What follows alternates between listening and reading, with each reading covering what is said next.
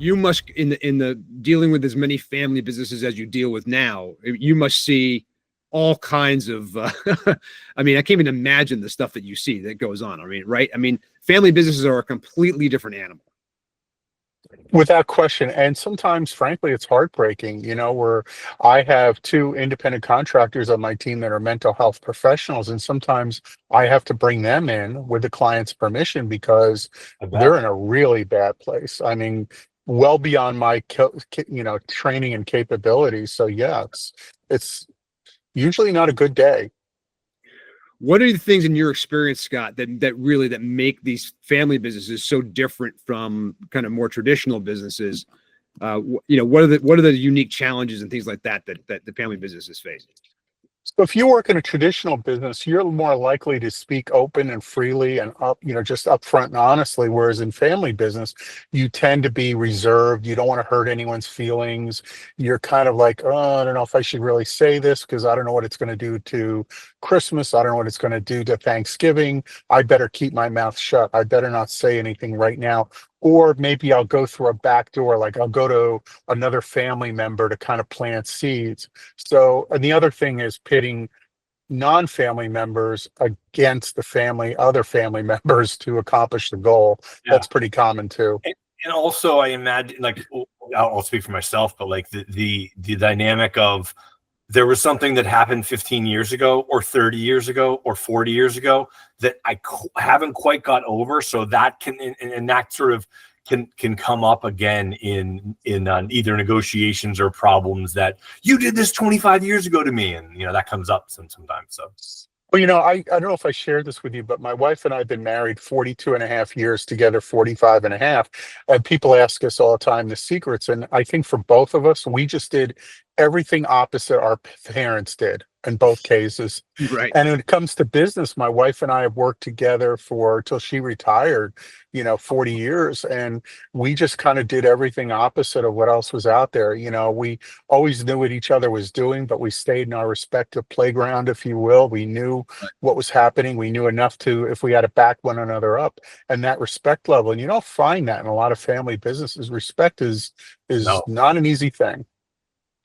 It's not, and the reality is that when we talk about family businesses and fixing family businesses, right? Because obviously on this podcast we talk a lot about growth. We're talking a lot about growth acceleration, and we're obviously always kind of talking it through the lens of exit planning and that eventual exit. And so today we're going to talk specifically about family businesses, what those family businesses kind of go through in terms of their growth challenges. Obviously, we just talked about some unique things that happen from a personality standpoint and the dynamic of families and how that's different. But the dynamic of the families around the exit process and all that stuff is also rife with all kinds of problems. So today on the ExitEngine Podcast, we're joined here by Scott Gingold, principal of Gingold Advisors. Scott is a seasoned troubleshooter, fixer, and growth architect for family-run and closely held businesses. Scott doesn't offer the off-the-shelf frameworks. He brings decades of real-world experience and a no-nonsense approach to helping business owners fix operational misalignment, leadership, confusion, and revenue bottlenecks. Whether it's improving communication in founder-led teams or building systems that support sustainable growth, Scott brings clarity to complexity. Scott Gingold, thank you so much for being on the ExitEngine Podcast. The pleasure's mine. Thank you so much for having me today. The notion of family businesses has all kinds of different. They're completely different animals, often from the kind of traditional non-family businesses, right? And obviously we talked a little bit, just a little while ago about the family dynamic, the personalities involved, the way that potentially issues that are outside of the company will find their way into the conversations, into the manipulation, into the the humanness, right, of being families and stuff. When it comes to what are the growth challenges that family businesses find themselves in that might be different from kind of other companies and their growth challenges? Well, I think one of the most common things today, frankly, is the battle between innovation, legacy, and heritage. We've done it this way for 100 years, whether grandpa or grandma started the business or mom or dad, and now the newer generations are coming in. And, I remember vividly when desktop computers made their presence out there and the resistance even back then to just desktop computers. And when you take AI in the workplace today as just one example, it is earth shattering and earth moving for so many founders and the people that really are stuck in trying to find a way to grow the business, but at the same time, not lose what made them special in the first place. Right. So that communication is the real key here. And unfortunately, the generation that wants to bring new innovation is not always the best at explaining the how, where, when, and why, and how that's going to benefit the future of the company. Hey, I'm Joe Stapleton. And I'm John Canniffe. John, most founders put everything they have into building their businesses. Years of sweat, sacrifice, and problem solving. But when it comes time to exit, many are shocked to learn that what buyers value isn't what they thought. Here's the truth. Buyers don't pay for potential. They pay for proof. Proof that your business can grow without you. Proof that your financials are clean. Proof that your processes are clear and repeatable. If you wait until a buyer shows up to think about these things, you're almost guaranteed to leave money and control on the table. ExitEngine was built to change that. ExitEngine is the first readiness platform that helps founders design their ideal exit step by step, combining education, coaching, and support, and access to an elite network of business specialists and capital. ExitEngine empowers you to build a valuable, transferable business and exit on your own terms. It's not about selling tomorrow, John. It's about making sure that when you're ready, your business is worth what it deserves to be. Don't let your life's work get discounted. Control your business destiny today. Start preparing now while you still have time to engineer the exit you want. Visit myexitengine.com to learn more.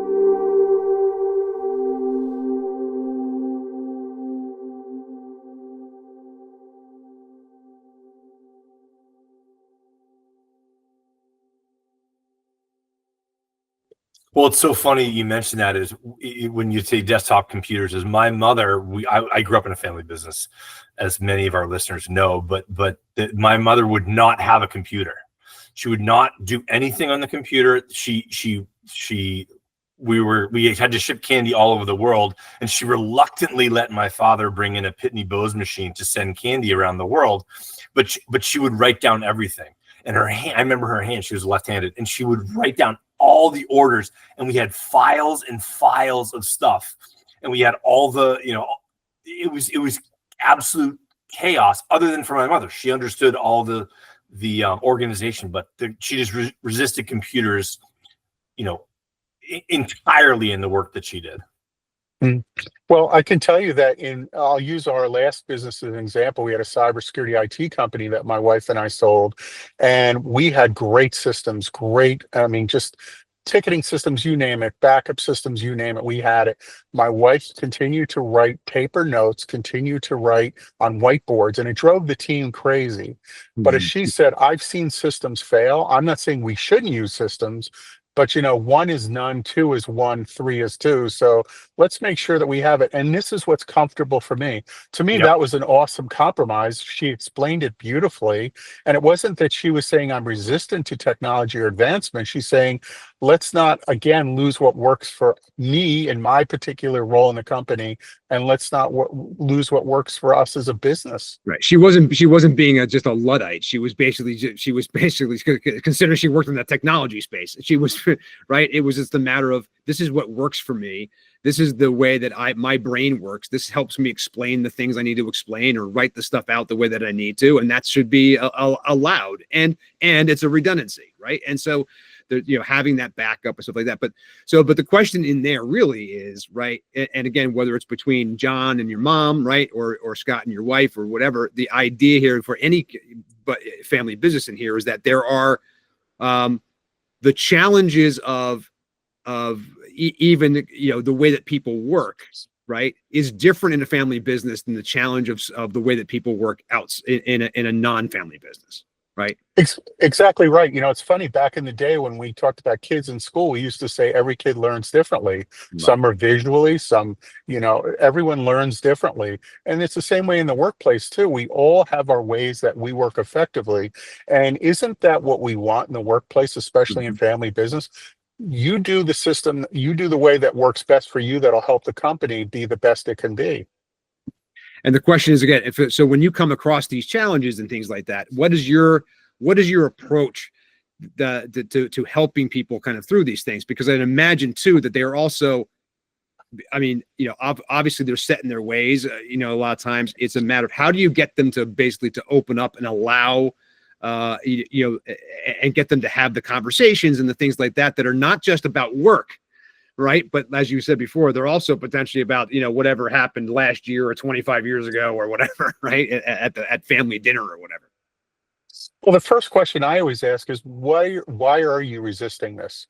Why, is it an automatic knee-jerk reaction like, hey, I don't want to hear this, I don't want to do it, it's too scary? Or what is exactly your objections? No, let's make them concrete, let's make them real, because Right. once we make something real, we can deal with it. But just oh, I'm scared of this, or I've heard bad things, is not the right answer. So Mhm. let's put something real together and then we can address it. Right. Yeah. And I was going to ask, you describe yourself, Scott, as as a business troubleshooter and fixer. When you're going into any business, a family business, what are the typical things that you're asking them about? Like, is there like a questionnaire, or what do you typically find from the questions you ask and then the typical problems that you encounter? So when I first meet with someone, it's not structured in the sense of having a questionnaire. I just ask a lot of different questions, everything ranging from, it's your worst day. First of all, what are your challenges right now? Why am I here? It always starts out with revenue, right? Our revenue's flat, our revenue's not growing. Yeah. But then you peel back the layers of the onion, and that's when you find out what the real issues are. But from there, I'll start asking other questions that they think like, why are you asking me this? So in other words, as an example, if your CEO, which is a family member, or COO, unfortunately, bad things happen to good people every day. Something terrible were to happen tomorrow, what happens to the business? Right. If your data got hijacked, if you lost all your data and you didn't have any access to it, would you continue to operate? And if so, how? Also, what is your succession plan? I know you have an org chart probably, but is it real? So I'll ask a lot of probing questions, and from there, then I will put together a formal questionnaire of things that I need to know to best help them. But it really starts out as a friendly conversation. And usually the longer I talk or the more questions I answer, that's when more emotions come out too on their end, when all of a sudden that's when you find out what's really happening. Really fascinating. And so normally the way in for you, or the way that people are coming to you, is because they feel like they've got some kind of business revenue problem or something like that, right? So the first kind of indication that something is amiss here is the fact that they're seeing it on the bottom line somehow, right? Right. They think they see their sales as faltering, or they're not growing, or they're stagnant, and they believe they've got a sales and marketing problem. And in my experience, it's rarely a sales and marketing problem. It's all the other stuff underneath that they just haven't wanted to talk about, much less address. Right. Amazing. It's that Jack Nicholson moment of, you want the truth? You can't handle the truth. Right. Exactly. Right. And that is a thing too, right? I mean, the reality is that this is not an easy thing for people to be able to either accept and or deal with. Right. So, I mean, once you do get down this path and you do start to open this, what could be a can of worms. Right. I mean, how are you working with people through these things? And because I would imagine that, I mean, the first thought would be like, well, if I'm going to get dragged onto the therapist couch during this thing, I'm not sure if I want to, I'm not sure if I want to do this. And your answer would be, well, okay, but if you want to fix what you think is your revenue problem, then I'm pointing out to you what the actual issues are, right? I mean, that's got to be the approach somehow.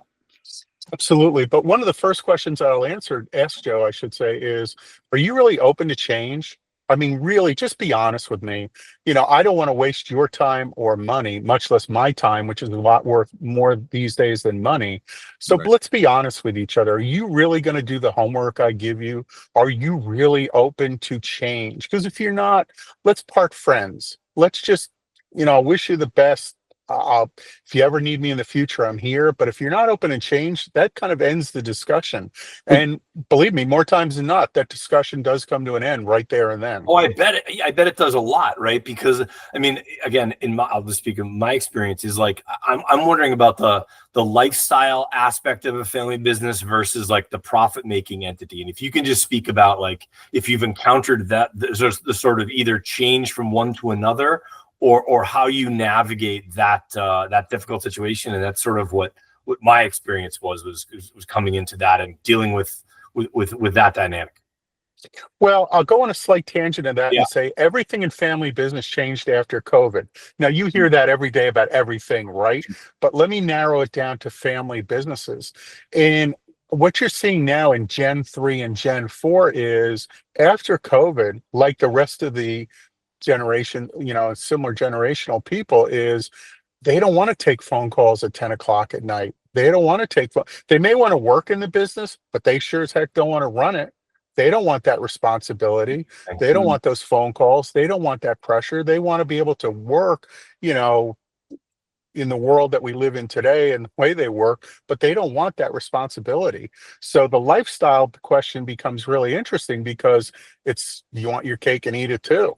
There's a price of admission for everything in this life. And in business, unfortunately, that 4-hour workday is a great thing. That book was a great book. But when you're in a family business, it's a different story. Well, yeah, like you like they're able to work 4 hours, but someone else needs to work on the business, right? And is that bringing in a CEO or elevating somebody that wants to do it? Because maybe the owners of the Gen 3, Gen 4 want to be the owners, but they don't want to be the CEO. Yeah. It's the old saying of everyone wants to be the king until they are, and then all of a sudden it gets real fast. Right. So, and when you bring in someone from the outside as someone that's also done fractional work, that's a whole other conversation. Right. Oh yeah, because again, not only are you dealing with the business problems, right? Whatever the business problems are. Maybe it's sales and marketing, maybe it's operations, maybe it's process, maybe it's vendors, supply chain, whatever it happens to be. Oh, in addition, you have to deal with Aunt Margaret and Uncle Charlie who hate each other and can't stand each other. The problem is they have to work with each other 60 hours or 40, 50 hours a week. Well, especially to your point, John, they want the lifestyle, right? They want the company credit card. They maybe either get a car or a car allowance or other perks. They don't want to give that up, but on the other hand, they're not happy with the arrangement they have either to get it. Again, that price of admission. Right. Yeah, interesting. Let's talk about succession in these companies, because I think again that's something that is that's got wide-ranging kind of implications. The question is that when you what has been your experience when you dealing with succession in terms of, we see things, some of the numbers that we see, 70%. There's a survey we saw recently that said that 70% of business owners at some point think that their kids are going to take over the business, and then something like less than 30% actually do. Are we seeing I think to your last point, maybe are we seeing a situation where less people are less willing to take over the businesses from the family? Is that a trend, or is that or what do we see in terms of the trends of this stuff kind of happening? Is it more? Is it less? It is definitely more. Again, I go back to the cake and eat it too, right? They want all the benefits, all the amenities, all the perks, but they don't want to have the responsibility or do the work. It's not that they don't necessarily have work ethic. It's just they want a different work ethic than what was in the generations prior to them. So yes, it's definitely been a change, and it is an area that is definitely going to be a problem going forward as it comes to succession, because now all of a sudden they want to keep their job, but it's, there's a new sheriff in town, and that's a real challenge for many of them. I'd imagine too, within the succession planning stuff, the notion of who's going to take over, how it's going to be done, obviously is going to become potentially a hot button, issue in the whole thing. And for anybody who's actually ever seen the TV show Succession, I think we actually did an episode on this, John, or, a few months ago, but yeah, right. Right. I mean, obviously that's an extreme example, but probably not all that extreme, right? I mean, in terms of, right. No, especially when they're siblings. I mean, when you have, I'll say, you have siblings that are all between the ages of, say, 25, 35, and they're all involved in the business and doing different things, it becomes very contentious and ugly very quickly because, again, they didn't lay out the communication channels early on. There were no goals and objectives set for each one of them. They just came into the business and there was no honest, raw discussion about what does the future really look like and what do you really want out of this? Right. But then when you get in there, right? I mean, that when they actually bring you in and you start to kind of, identify, hey, look, maybe you've got a little bit of a revenue growth or a growth issue here, but the reality is that I can see behind the scenes and I can see what's happening here. I'm trying to, it feels so charged, right? Like, how do you move people through this, in terms of, and get to the point where they can actually fix this stuff? Because I mean, you're not a therapist. No, exactly right. Well, first of all, one of my favorite questions that I ask people is when they say they want to be the leader is why? Why do you want to be the leader? I need to understand your why. How I get people through it is just get them talking. Just get them to understand exactly what their position, defend your position. This is like a dissertation. Defend your position, defend your stance, defend why you should be in charge, why you should be the heir apparent, why you should be the captain of the ship. So when you put people up against that and it takes away well, I'm the oldest, I'm the smartest, I'm the best looking, whatever, it doesn't matter, right? But defend why you think you should be the one to take over this role. And again, to the revenue problem, what have you done to really study the revenue problem to figure out why do we have a revenue problem? Right. I imagine that sometimes you come into these places too, and you can kind of also see the stars, right? Like you can see the people that stand out as the people who are moving the needle versus the people that aren't. Your outside perspective gives you that kind of unique view, right? For sure, especially because one of my caveats is I need to be able to randomly talk to people in your company, not just family members. I'm going to interview people. I just did this for a client in the last month where I interviewed different people in the company. Now, nothing that would cause, upheaval in the family, but I would just ask them basic questions about, tell me what a day in the life is like here. Tell me about your best day, your worst day. Tell me about what you see where the company is today. Where do you think the company's going? What is the vision of the company? Probing questions like that will usually point you in the direction of why there's a revenue problem and why succession may not be the right answer for this company in the sense of a family member, and might be looking at a exit of a different type. Yeah, and it's funny, like, when you talk to other people that are working in a family business, they often have, and from my perspective, or my background is, they have the best perspective on the business, right? Because it's not clouded. That's a job for them. They're there for whatever time period they're there for, and they've had to navigate oftentimes the emotional, the stressful, the business aspects of the business, and they give you unvarnished or accurate picture of what's going on. Oh, the salesperson's never around, right? And that's their perspective. Or there's not much of operations, or we don't have pricing things, and they give you an interesting perspective on family businesses, right? Well, John, to that point, I'll share with you a quick story. And that is about 5 months ago, I was on site doing client work, and there was a senior manager who's not family. It was towards the end of the day, and I did the interview, and something inside me said, I'm missing something here. I don't get it. I said, hey, what are you doing after work? And he said, my wife and kids are not home. They're visiting some family member, whatever. And I said, well, you want to go grab, a cup of coffee or just talk outside of here? I've been here all day. Well, we didn't even get out of, we got to the place, and he got in my car for a minute, and we just started talking about an hour later, and he was crying. He was emotional. I finally got out of the car, got him out of the car, and I just hugged him. And he said, I love my job, but I hate these people. He said, I don't really hate them. He said, I hate them because they pit me in the middle of each other all day long.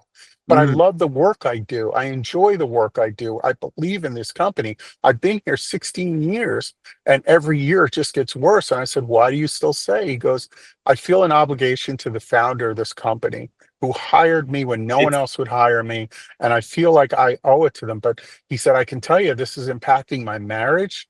It's impacting how I act as a father. That's why my wife and kids are right now not home, because they know when I come home, I am not someone to be around. I am just miserable. And unfortunately, many family businesses don't understand the impact they have on their team. And when they lose team members because they left over money. Most people don't leave over money. Now the buzzword is we leave because of the culture. We don't feel appreciated. And that's true in family business, but it's also just because you've made life hell for your team personally. Yeah. People don't leave companies, they leave bosses, right? I think that's what I've heard. And looking back on, what just for me, like that's so true. And I've seen other people when they've left companies or they've left jobs, like, no, I didn't leave because of the company. I left because of my boss. So. And obviously, look, let's swing it back here to this around exit planning and the value and the company and that kind of stuff. Because again, all these things that we're talking about, right, all have a direct correlation to the overall value, right? The sustainability, the health of the company, and its ability, obviously, to grow and to sell one day. You are obviously coming across situations too where sometimes they didn't bring you in to sell, right? But sometimes the answer is, maybe we're done here. Maybe we have to move on to this or whatever. And maybe the right thing to do is to break up the band, so to speak, right? That can happen a lot. What talk a little bit about what family companies need to know about growth and about exit and that kind of stuff that might be different than traditional companies. Sure. Well, the first thing, and this applies to every company, but family businesses are also in a denial of it's Thursday, we're going to sell the company on Friday. No, it doesn't work that way. It's going to take time. So we really have to button things up. We really have to look where our weaknesses are. We really have to make this thing sellable. And most people think their company's sellable today. Even if it doesn't happen tomorrow, they think they're ready to go. And chances are it's not. They don't have the right people, process, procedures, and systems in place. It's kind of a false illusion. They haven't done a quality of earnings report. They don't really know. I mean, they look at their profit and loss and balance sheet. They think that's the Bible, and it's not. So it's also understanding, like for many family businesses, the family business is their identity. So who are you going to be after this liquidity event? Who are you as a family? What are you going to talk about? What are you going to do?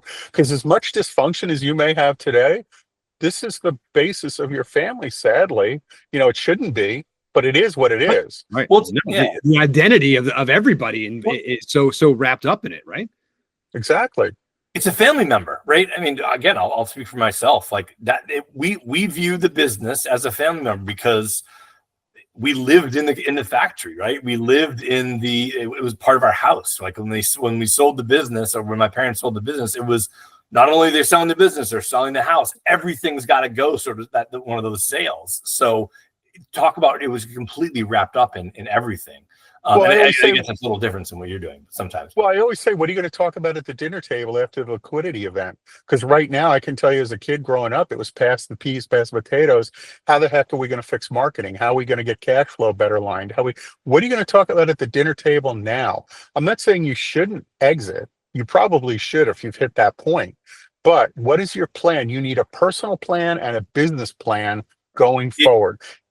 Yeah. No, sorry to interrupt, but that's what one of the things we do when we set up entrepreneurs to help them exit is we do that exactly, Scott, right? It's like the personal goals have to come first, right? And then what do you need to change in the business so those personal goals are realized, right? Because again, the business is there to serve, frankly, your personal goals. Like if you want to retire and go to Cabo or start your next business, you need to maximize what you get out of this current business. So if you don't have the personal goal set, how are you going to know when you meet them, right? Oh, I'm going to sell.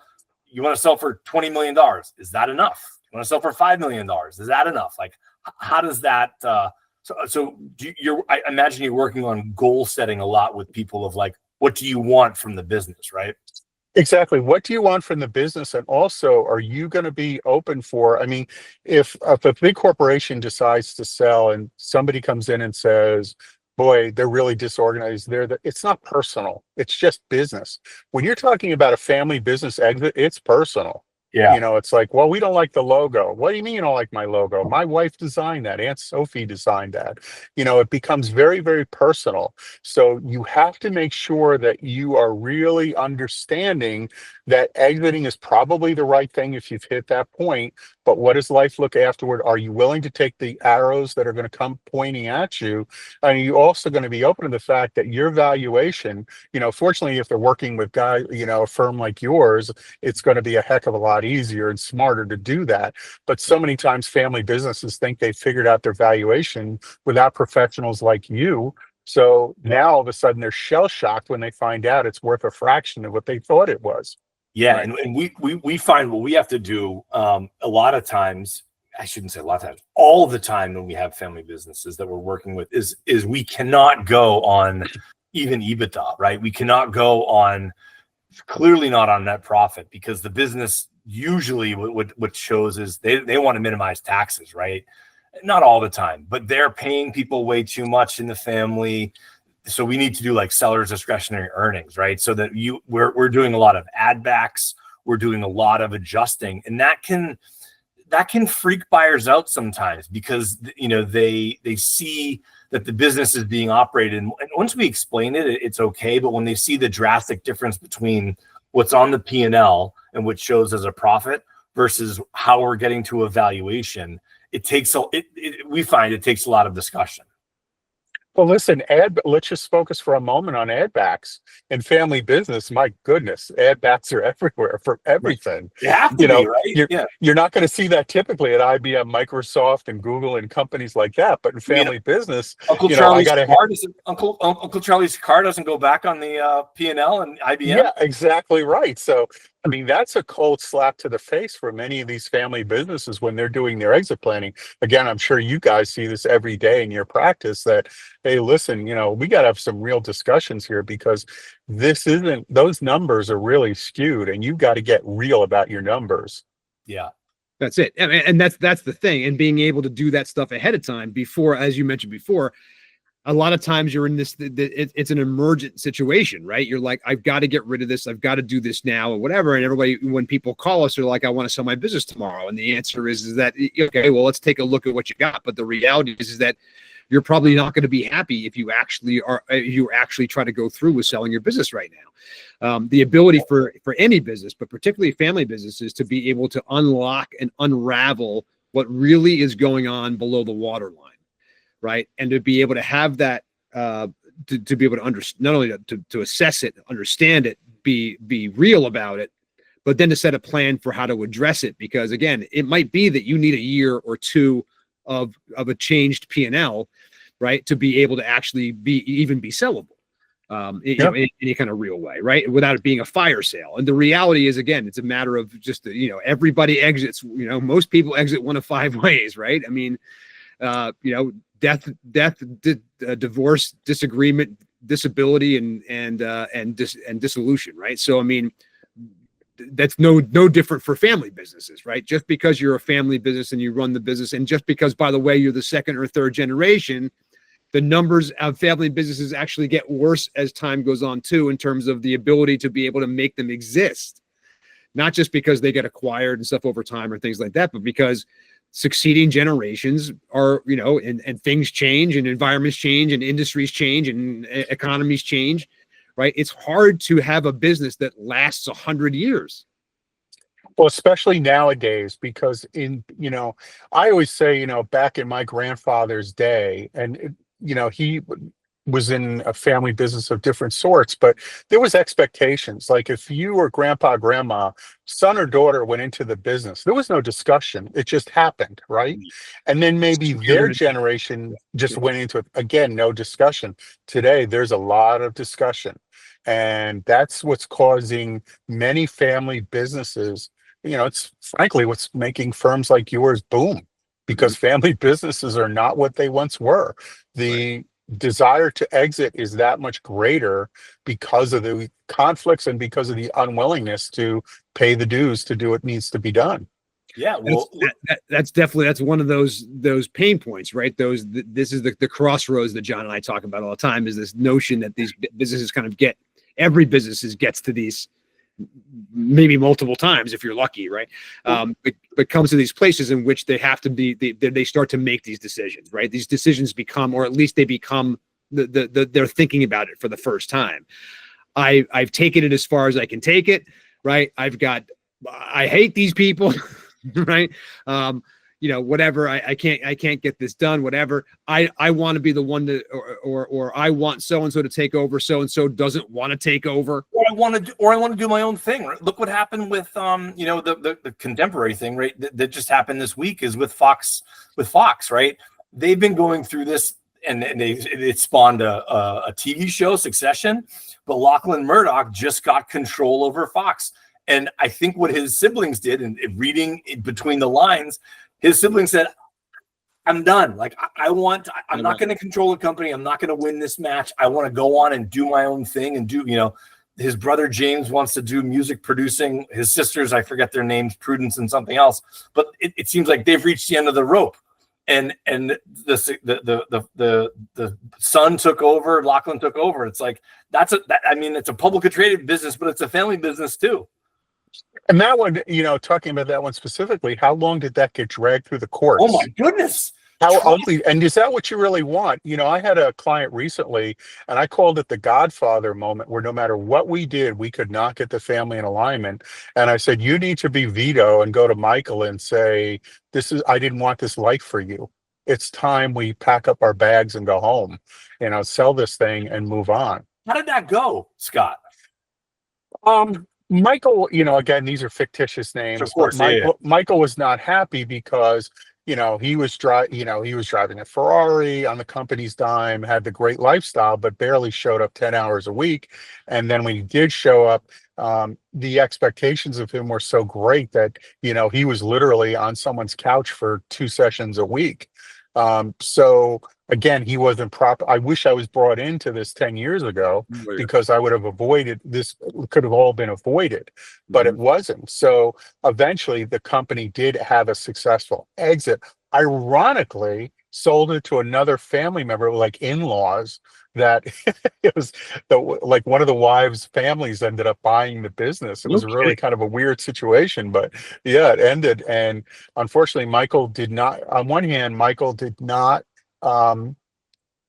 keep his position. Vito and Michael are very mad at me at the end of it, because Vito wanted to give Michael a nice check, and I really pushed hard, and eventually I won, but they hated me for it, where the money got put into like a trust for him, because I knew he was going to blow it on all the blow it right away. Yeah, exactly. Yeah. But neither of them talk to you about it. I mean, this is the other thing that goes on. I mean, this is, we don't talk about this much, John, but I mean, this is actually a good time to talk about this, because the reality is that, as an advisor, as somebody who is, we do this all the time. John, you and I have, we have gone through this, where you get to a point where sometimes, especially normally in the heat of the negotiation, right, where the client suddenly goes, the company goes, I don't like what's going on here, right, and they start reacting, and those reactions, Scott, you've seen this stuff happen too, right? I mean, what are the things the stuff I'm talking about is that this notion that they start to push back on everybody, including the advisors, right? They start saying, I don't want to do this. I'm scared. They start to react. They start to blame you for things that you have no control over, right? I mean, this is the emotionally charged situation that any business, but especially a family-run business, is. For sure. Well, first thing I tell them is, let's just get real. Let's turn around and face the boogeyman and ask, what are you really afraid of? Because you're telling me what you think it is, but let's make this real. What are you really worried about? What are you really scared of? Right. Why are you not facing these fears, and why are you not addressing it? And they really don't know what to say to me at that point. And then I start breaking it down. I said, it's like the pie. I never ask anyone to eat the whole pie, but I'm going to slice up 10 pieces. Let's just eat one piece at a time, right, and figure this out. Right. And that usually will calm them down. But there's times when some founders, some executives in family businesses who are family members, they just don't have the emotional intelligence to do that. Well, and they don't, Right. and it's too tough for them, right? The communication aspect, right? I always, in my experience in corporate America and in family businesses, and I didn't do a good job of this in family businesses, but in my corporate career, communication.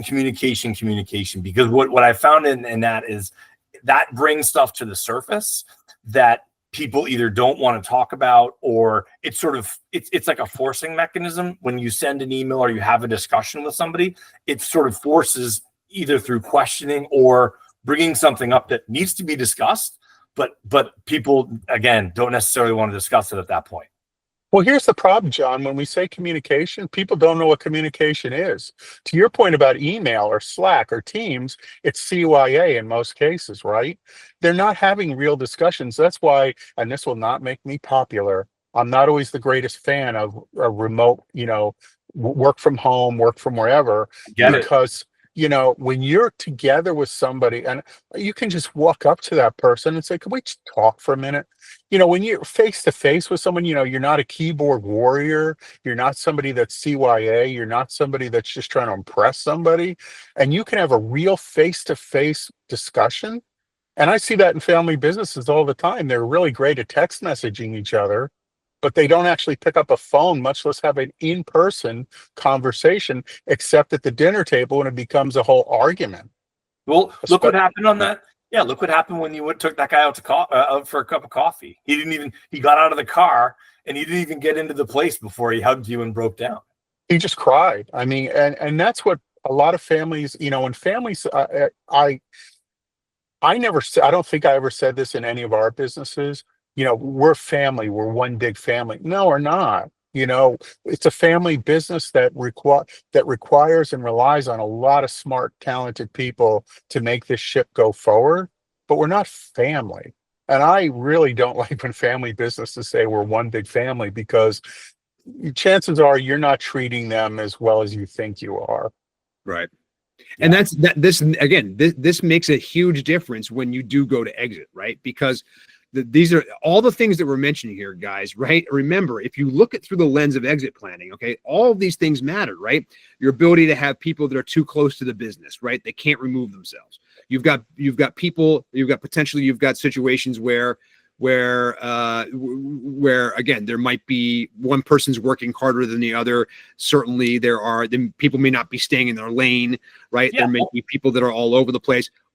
You have your employees and the whole thing, and the reaction to the family ownership, right? Sometimes whatever creates that kind of chaos or dysfunction, right?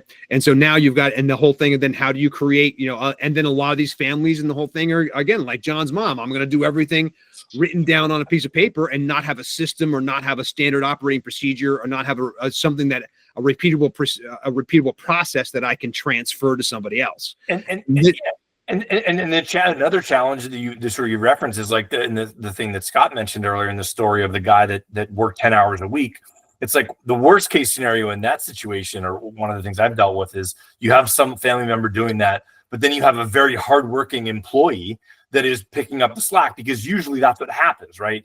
A family member is not doing X, Y, or Z. So someone picks up the slack. That loyal employee who's been there for 16 years because the uncle, brother, whoever is not doing what he should be doing.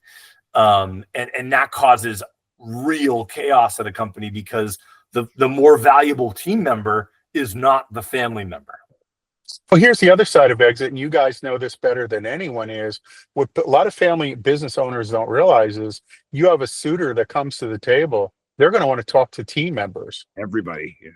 And now all of a sudden, there's going to be things said that should have been said to the family that weren't said because they were afraid to.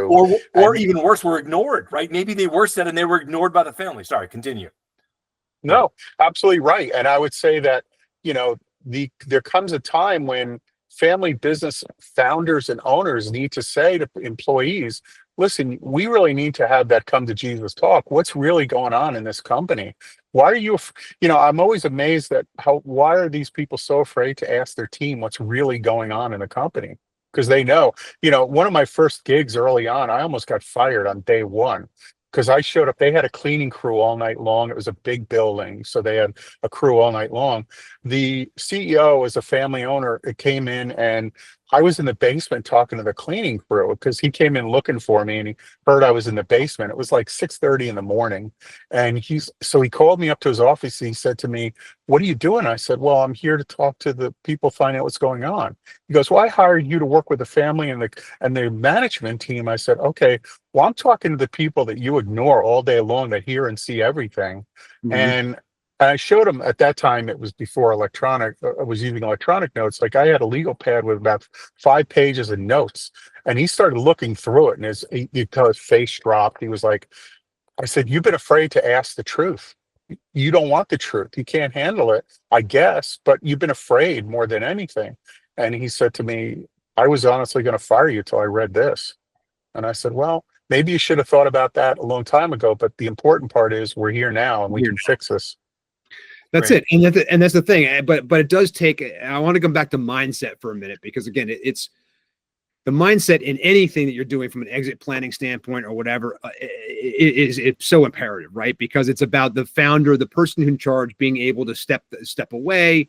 You have to start looking at your company differently. There's all these things that are hard enough to do in a regular situation, right? But in the family business situation, Scott, they've got to be so much harder, right? Right. And the reality is that the mindset of, and again, it's a mindset with often not just one person, right? But you've got a situation where it's husbands and wives who are co-owners, who equally own, right? Who have the exact same voting rights, right? Or whatever as each other, right? How do you, I'm trying to tell us a story or whatever of how these things, of what you have found inside these companies in terms of their ability to be able to change the way that they see this stuff. Because we have so many times seen people who, even that there aren't family members necessarily, or aren't family things, that are so resistant to the change because they're so used to their own stink that they just can't, right? What is John's favorite thing is that what got you here won't get you there, right? When it comes to exit planning. And the reason is because, again, you think, I've done all this, I know what I'm doing, right? But in the family world, there's a whole other element going on here. So 2 things that I commonly do among many are, I will ask them, let's say a husband and wife, I'll say to the wife, "I want you to write down your goals and objectives for the next 1, 3, 5, 10 years of this business." I'll ask the husband to do it separately, by the way. There's separate rooms, and I time it, by the way. And then also, I have them then do a list of what are their fears about change? What are their fears about what they need to do to make change in the business? And then I bring them back together, and then I swap the papers and I watch them. I actually usually, with their permission, I'll film it too, because you could see the facial expressions changing as they read each other's things, right? They're reading each other's, because they didn't talk about it, because it became the third rail. Like, we can't talk about this stuff because it'll break the marriage. It'll break the family. Right. We can't talk about. Yeah, the expectations are very different when that happens. And when you say, "Oh, like I want to be out of this business in 3 years," and the other partner's like, "What are you talking about? We're going to sell the business in 3 years? Like, we can't do that." It's amazing. I can imagine that it's amazing to see those eyes drop and those expressions change when they read the other spouse's desire for those objectives. Well, the most common thing I'll hear is, I had no idea you felt this way. Nope. I had no idea you believe this. I didn't know that adding this change or this technology or this system was so scary to you. Right. But that's when you get but once it's out on the table, though, how freeing is that? Oh yeah, that's when I can really bring change in. Right. And I make it clear, like, I'm not here to be part of the furniture. We talk about being a business troubleshooter and fixer. Right. Like, I'm not here, this isn't like a typical consulting gig where I'm going to be here 3 to 5 years. Mm-hmm. I'm here to get you back on figure out what's going on, get you on track, and get you moving forward. That's my role. So we got to be honest with each other. I'm not here just to collect a check. I'm here to make a difference. Right. And you got to know everything, right? I mean, that's the thing. This is what we say to our clients all the time from the beginning too, is that don't hide stuff from us, right? We're not here to judge you, right? We can help you. We can help change things. There's almost nothing that we can't undo, right? I mean, Yeah, it's kind of like the person who goes for lab work and the night before has a Diet Coke and it says, this will all be for Diet Pepsi. I don't want to give credit to any particular brand, but like that's going to fix everything for the lab work. Yeah. No, because you've been drinking carbonated sugary beverages for the last 10 years. Right. Exactly. Right. Yeah, exactly. Broccoli the night before will not fix all the fries. Right. No, it will not. Broccoli might cure cancer, but not overnight. In any case, so when we look back at again, the mindset becomes really important, right? The ability to be able to say, again, we have to be able, if from an exit standpoint, if we want to exit for and optimize our exit, there becomes this situation where everybody has to now potentially change what they're doing, right? Or step it up, or have a new strategy, right, that they haven't had before, right? Talk a little bit about the execution of this stuff and how and as you're sticking around for as long as you are in terms of actually rubber meeting the road and moving forward. Talk to us a little bit about what you see in terms of, I want to talk about the success, right? I want to hear the good news. Like, tell us about how these things can actually change and can change for the better.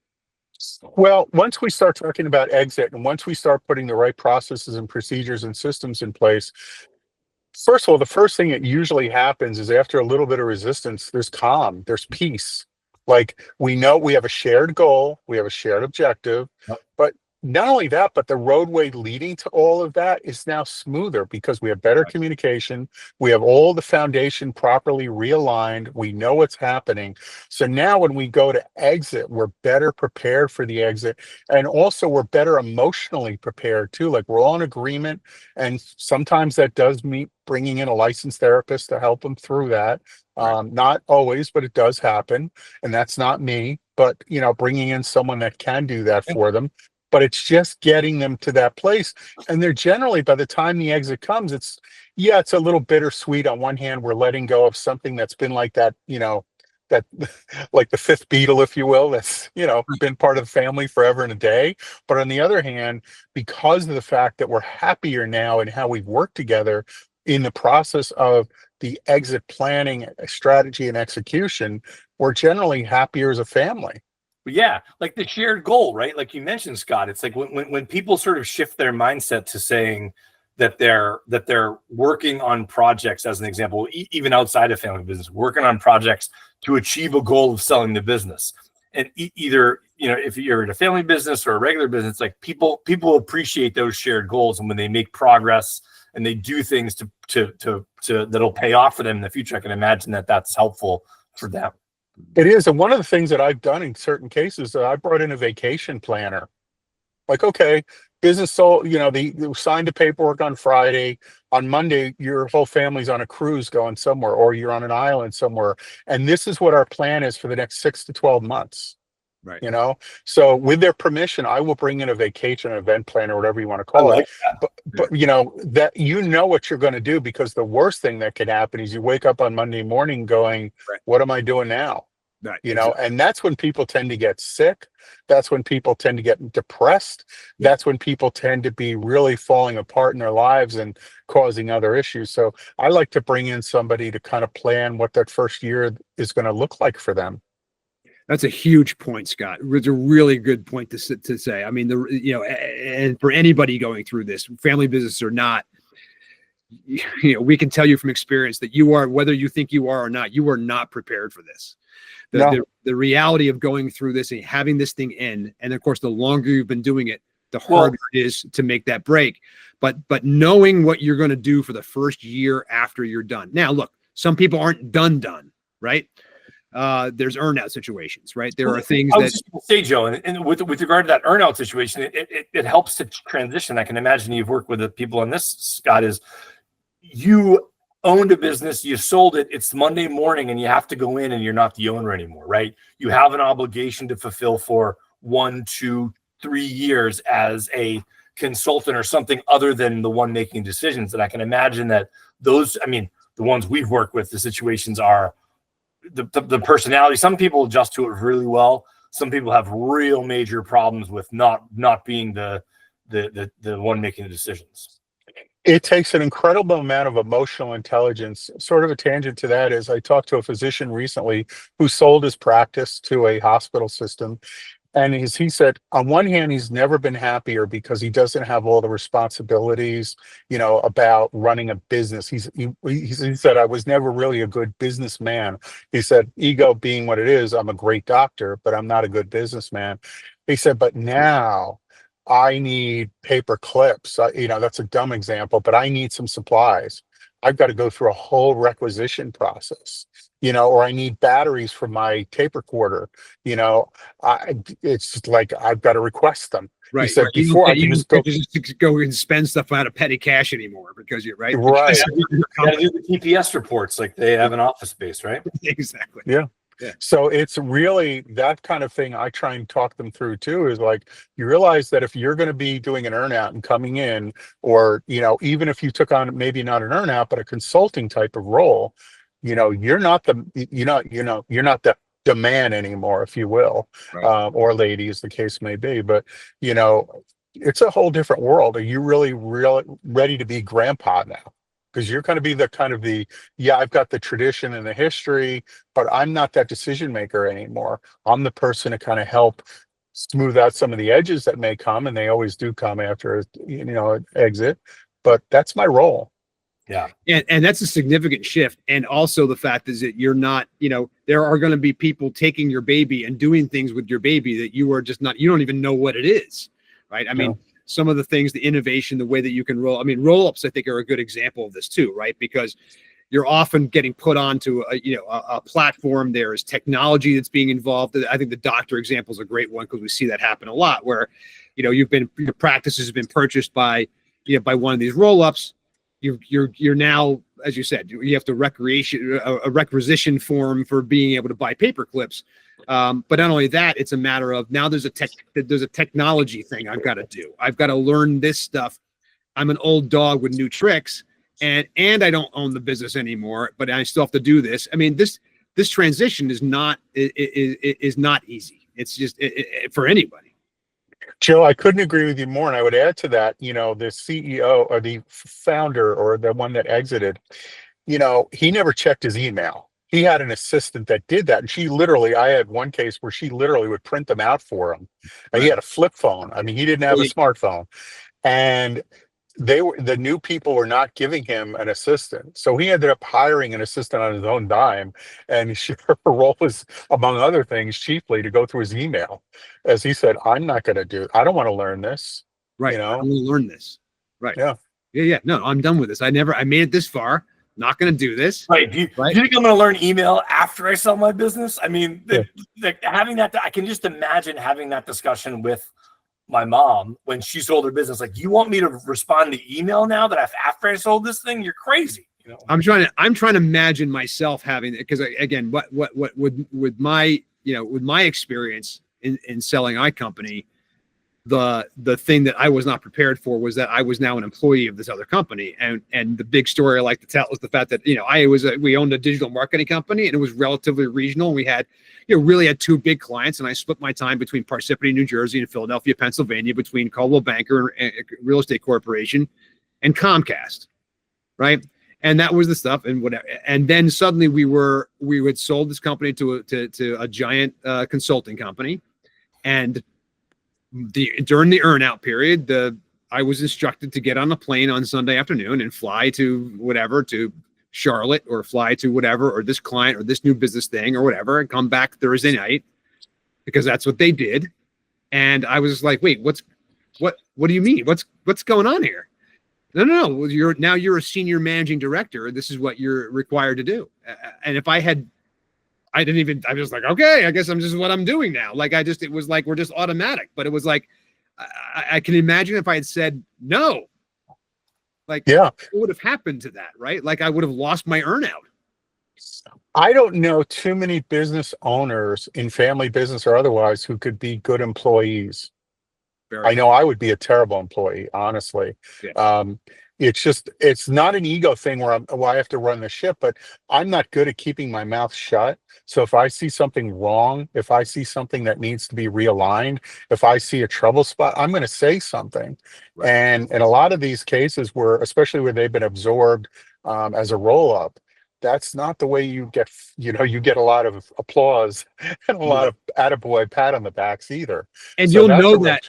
And you'll know that as you go through the courting, and all that stuff too, whether or not you're going to have a strategic role or not, or whatever, or how you're going to be viewed, right? Because you're going to agree, obviously, in the sale agreement in terms of how you're actually going to be used and what your role is going to be for the next 3 years and how you're going to do that. And again, if you're a doctor like that, they just want you to be a doctor, right? Yeah. That's what they want from you. I want you to be a doctor, keep seeing your patients, and do this for the next 3 years while we get all this rolled up and earned out, whatever. And then maybe if you're lucky, you're going to get the rest of it, or you're going to get a piece of the larger pie or whatever that is in terms of your deal. But the idea, they didn't buy, in most cases, they didn't buy your company so that they could let you run their company. Right? Does that happen? Sure, maybe every once in a great while, but that's not the normal course of events. Mergers, maybe, where two companies are kind of coming together and one becomes the CEO, one CEO takes over. Sure. Yeah, I mean, but you're right. That's the question. So we're running out of time here. What Scott? What are the things that if you could give the advice to, again, if we've got family companies out there listening to this right now, right? They are what is the biggest piece of advice that you can give to family companies in terms of how they operate and what they should be doing with each other in terms of the things you see? What are the things that if you could do one thing to help make them more successful, what would it be? Don't be afraid to ask for outside help. Don't let your ego get in the way of asking for outside help. And I don't say that to show for myself, like, oh, call me. It's just like, be willing to listen to outside sources that have been doing that. It's not book knowledge, it's real world. Don't be afraid to ask for help. That's not a sign. That's a sign of strength, not weakness. Right. So be honest, be open, be willing to accept input from people that have been in this space, that are in this space, and know what they're, who've been through, frankly, been to hell and back more times than once. Yeah. So that's the first thing, is just reach out. Right. And then as far as from exit standpoint, and things like that, what are some of the things that you would think that a family company needs to know, when they start to contemplate exit or what they're going to do moving forward to leave the business? The two immediate things that come to mind are really understand why you are exiting. Why are you really exiting? Once you know that, if you're still at a point where you think or you believe in your heart that the exit is timely, work with professionals like you, gentlemen.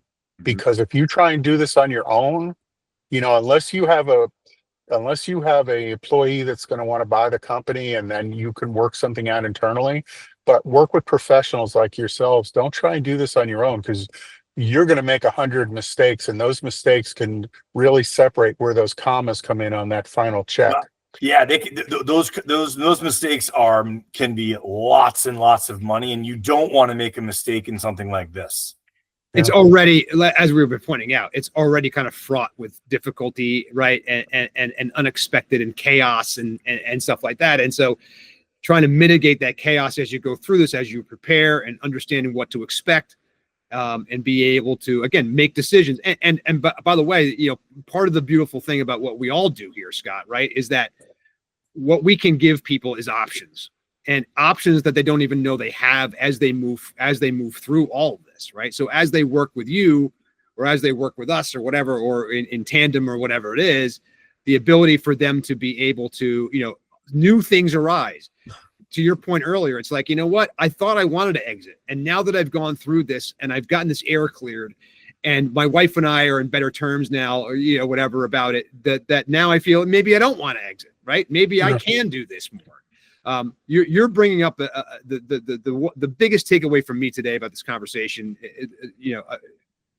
frankly, from me, Scott, is the fact that it's like, if you can get this air cleared inside the company, right? If you can be brave enough, right, to sit down and have someone like Scott sit down with you and ask you the hard questions and honestly examine what's happening, and be able to say, yeah, I've got this issue and this stuff, or I have a tendency to hide this stuff from when I don't like it or whatever, or I don't like to deal with the financials because it gives me agita or whatever those things are. Those honest kind of answers to things are is your salvation.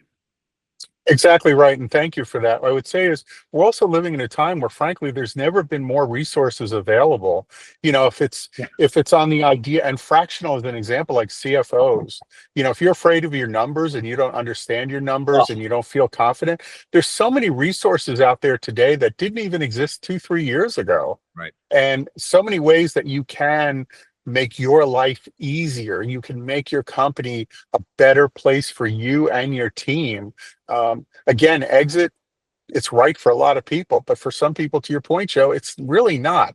It's a knee-jerk reaction to a problem that can be resolved probably more easily than people realize. True. That's very true. And I know for us, we would rather help people through that and have them decide not to sell right now or whatever, right? Than have them try to go through and not optimize it, leave money on the table. Look, sometimes you got to go, right? There's just, but yeah, no, to your point, Joe, it's like, but when we get into due diligence and you get into the difficult parts, right? People think of selling their business, they think of the check that they're going to get, but to get that check and to get that money, they're going to walk through. It's like Andy Dufresne in that movie Shawshank Redemption. They're going to go through a river of what to get that, because it's due diligence, it's getting data, it's answering questions, it's digging deep into the business that they've built for n number of years. And that can be difficult for someone's ego, especially in the family business, because those critical questions come across as critical of them, not just critical of the business. So yeah. To your point, John, it's like I said before, it's the fifth Beatle. And now somebody told you your fifth Beatle's ugly. Your fifth Beatle doesn't dress well. Your fifth Beatle's dumb, Right. And that's a hard pill to swallow for a lot of people. And, it's not for everybody. Yep. No, it's definitely not. Well, Scott Gingold, principal of Gingold Advisors, thank you so much for being on the podcast today. Really appreciate your insight into family businesses and the work that you're doing to help these people kind of move through, get past these, some of these kind of family, issues, and be able to actually set them on a trajectory, for health and sustainability. The work you do is really, really important. Thank you so much for being on the show today, Scott. For people who want to, what's the best way for people to get in touch with you? Well, first of all, thank you very much for having me today. It's an honor and a privilege to be with both you gentlemen today. Thank you very much. My website is Gingold Advisors. That's Gingold, gin like the drink, gold like the commodity, GingoldAdvisors.com. I live on LinkedIn. You can find me, Scott Gingold, one word. I'm really easy to find there too. The other thing I would say is, if you schedule 30 minutes with me, I don't pitch slap anybody. I don't force anyone. People actually almost have to talk me into taking the assignment.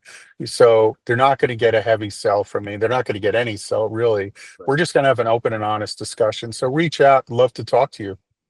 That's great. Scott, thank you so much for being with us on the ExitEngine Podcast today. We really appreciate it. John, when we talk about family businesses, any business is rife with issues, right? We always talk about the fact that, a business is like family to begin with, right? It's a group of human beings. We're sitting around.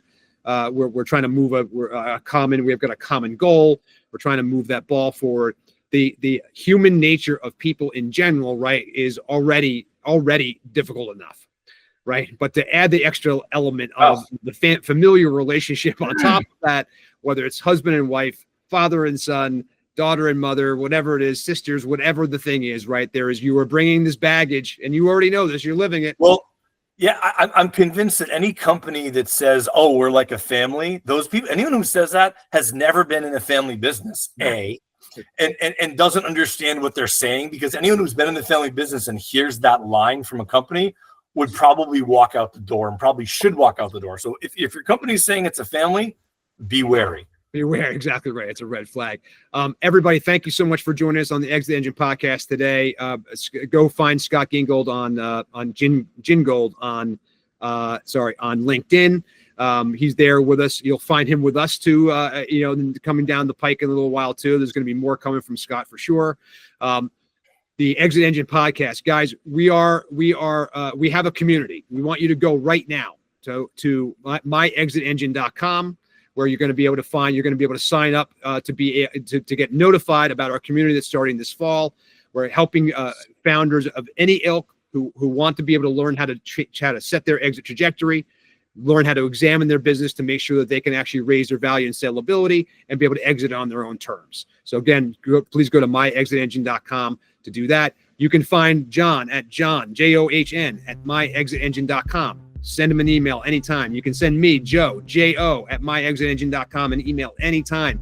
Find us on YouTube, on this podcast, wherever you share this podcast with someone you love, because they need it. They need to learn this stuff. Scott, thank you so much for being on us today. John, thank you for being my partner, and have an awesome day, guys. Thanks again. Thanks, Joe. Thank you.